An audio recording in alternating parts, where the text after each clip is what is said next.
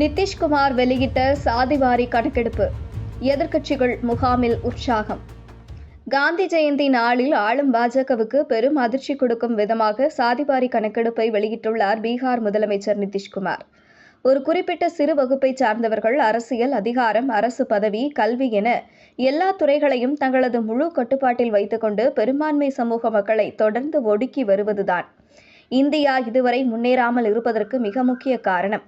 ஒவ்வொரு சாதியினரும் எவ்வளவு எண்ணிக்கையில் இருக்கின்றார்கள் என்று தெரிந்தால்தான் அவர்களின் மக்கள் தொகைக்கு ஏற்ப கல்வி, அரசு பணி, தனியார் பணி, ஆட்சி அதிகாரம், நிலம் ஆகியவற்றில் அவர்களுக்கு சமமான பங்கு கிடைத்துள்ளதா என தெரியவரும்.